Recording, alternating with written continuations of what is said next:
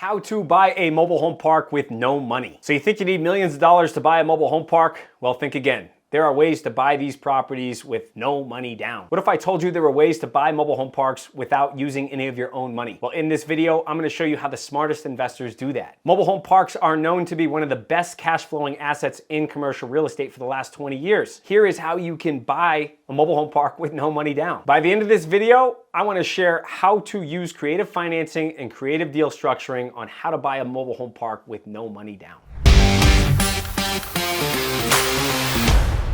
Strategy number one, my favorite. This is how I got in the business.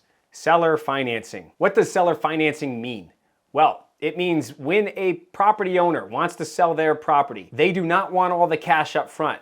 They will be the bank. They are going to finance the property for you, meaning you put down a down payment and then you make payments on the balance of the purchase price to them over time. It's also called an installment sale. Now, why would a seller ever want to do this? Well, believe it or not, they don't want to pay large capital gains taxes. That's the beauty of seller financing and how it's a win-win for property owners and buyers. When buying a property, you put down a smaller down payment possibly and make payments over time and improve the property.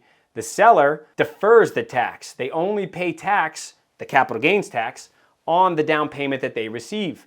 And then the remaining balance, they can charge an interest rate, anywhere 4, 5, 6, up to 10%. They're making money on their equity and they're only paying earned income or tax on the interest that they're getting, not the capital gains tax on the principal. A side note on that is if you're paying down principal on the loan, they're paying a little bit of capital gains on that installment sale, but there's mostly no gains until you pay off that loan.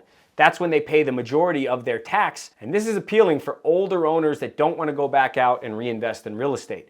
They'd like to just receive a passive income check, and they're the lender. And every month they get that check and they are able to retire and live comfortably and not deal anymore with the management of a mobile home park. When I first started out, this was the only strategy that I could focus on because my credit was destroyed. I lost many houses due to foreclosure in the 2008 crash in Las Vegas. I knew I didn't want to be in single family housing anymore due to that reason, and I knew mobile home parks were my niche. This was my competitive edge. And in 2008, they were not very popular. So I scoured the country for years looking for a mobile home park to buy. And of course, I got denied over and over. It took me 2 years to find the right opportunity. And it didn't even come from a phone call. It came from a follow-up phone call that one of the owner's wives called me and said, "Hey, you called me last year. You met with us. We really enjoyed talking with you. My husband's sick. Now I really want to sell because I don't know how to manage this property. And if he passes away, I'm going to be stuck with this." And I knew exactly what I wanted, and I knew it was a good opportunity and that I could manage the property effectively. So I flew out to New York. I met with the wife of the struggling owner with his health issues and ended up signing a deal where she got her $3,000 a month. It was a 6% interest rate. And I was able to put $15,000 down on the property. I bought the property for $615,000 and I could immediately raise the rents and make improvements. And that finally got me to some small level of financial freedom of making $3,000 a month so I could actually survive. I could pay my car payment, I could pay for my room, and I could keep working in the business without struggling to find the next deal to sell or to refer to someone else. So owner financing works. And I was able to raise that $15,000 from a partner of mine. In that $15,000 down payment, I had only $5,000 to my name. I was able to raise the other $10,000 from a partner. They believed in me. They knew the business worked. And then I was able to pay them back in the next 2 years from the profits from the mobile home park, and I owned it outright. The next strategy is the master lease with the option to buy. A lot of sellers don't do this often, but it's a great strategy to take over a poorly managed mobile home park. Now you can imagine there's a wide spectrum of types of mobile home parks. There's retirement communities in Florida or in California. And there's $1,000,000 mobile homes in Malibu. And then on the other end of the spectrum, there is $1,000 mobile homes in rural West Texas. Very, very different types of assets. Yet there's a sweet spot where there's these parks in rural areas of the country that provide a really good service of affordable housing. I bought a lot of these in Nebraska, in Iowa, and Minnesota, and these assets need management assistance. The owners are tired. They are ready to retire. They do not want to deal with the domestic violence or all of the trash and debris or any of the crazy things that happen in a mobile home park. And when you get into these assets, you can take on the management and start to clean that up, enforcing the rules, getting people paying on time, no more delinquency, getting good quality tenants in there and getting out the bad tenants. The master lease with option to buy allows you to get in with very little money down because you're not buying the property outright.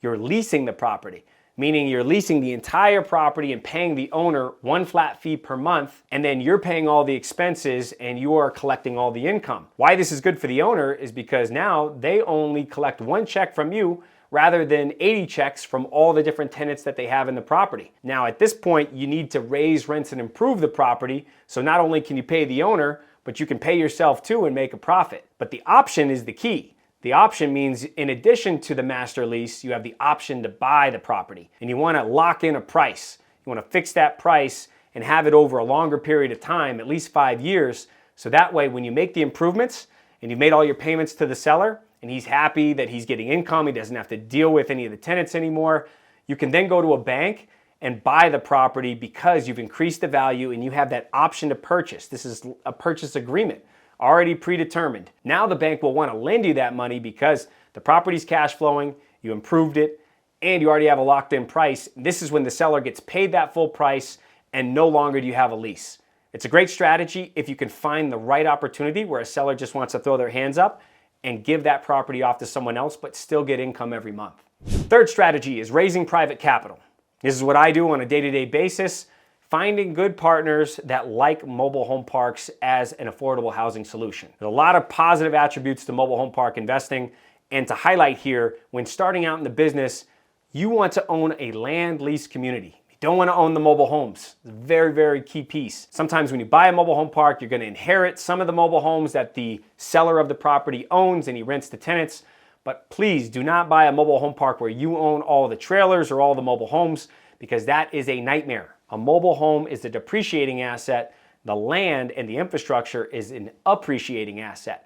And all the investment community loves the land lease model because you don't deal with toilets, you don't deal with roofs, you don't deal with carpet or siding. You only deal with the property land, meaning the electrical, the plumbing, and the roads. It's very easy to maintain and people pay monthly for a place in that mobile home park. And most municipalities don't let you now put a mobile home anywhere. You can only put a mobile home in a mobile home park. So we want to focus on investors that love mobile home parks for that reason: low capital expenditures, very, very low costs to run it. 2, the high demand for affordable housing. And 3, the consistent income that tenants pay, because there's no better choice to have for a tenant that wants a large home, a yard, and an affordable rent of $400, $500, $600 a month, rather than $1,500 to $2,000 for a tiny cramped apartment. These investors are going to be your bread and butter because they're going to help fund these deals and put down the equity that's going to be needed when you go acquire them. And then also the bank is going to lend you the rest. We'll get into that later about financing strategies around mobile home park investing. Number 4, private money lending, also known as hard money lending. There are hard money lenders out there that like to invest in mobile home parks. I'll put a list or at least a handful of them that I've used in the description below, or comment if you know any hard money lenders that like mobile home park investing. These lenders will look at the project and not scrutinize it like a bank would. So maybe it's a really rough looking property, or maybe it doesn't cash flow day one. Well, these lenders will charge you a higher interest rate, anywhere between 10 and 13 or 14%, but they're not going to look at the cash flow day one. They're going to look at the potential of the property, and they might lend you a higher amount on the purchase price. So if you get a great deal on a mobile home park and you're buying it at a discount, it's possible that a hard money lender could lend you up to 100% of the purchase price of the property. It's hard to find these deals, but it is possible. You just need to make sure there's a value add component after you buy that property so that you can cover that large interest rate. Number 5, finding distressed opportunities. A lot of these techniques don't work unless there is some challenges with the management. That's why the seller wants to find a creative solution to be able to sell their property. There's other creative solutions we're going to get into in other videos where the seller can carry back a second mortgage, or they can reinvest and put money back into the partnership. When you buy their property, they reinvest back in, and I'll dig into that in detail. Yet, if it's not a distressed opportunity, it's hard to get them on board unless they have a tax problem.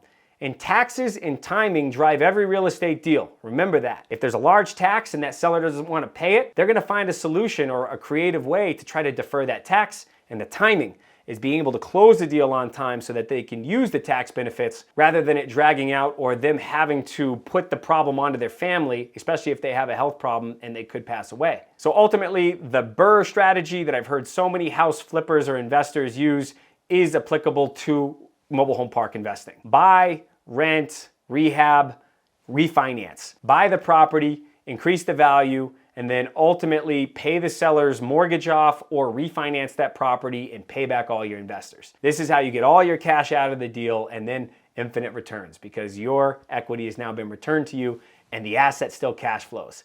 If I could hold all of my mobile home parks throughout my career, I'd be more wealthier than I am today. Yet I had to sell in order to do the next project, and I didn't have the capital raising abilities to keep bringing in more money and buying more parks. I ended up selling these valuable properties today and putting that money into a new project. They've gone up 2 or 3 times since I've owned them, and there's less supply. There's no more mobile home parks really being developed at scale in this country, so it's a very valuable asset. But I also learned a learning lesson that those profits allowed me to go into new projects and build even more profits in real estate. If you can afford to hold because they're going to be a really valuable asset in the future for affordable housing.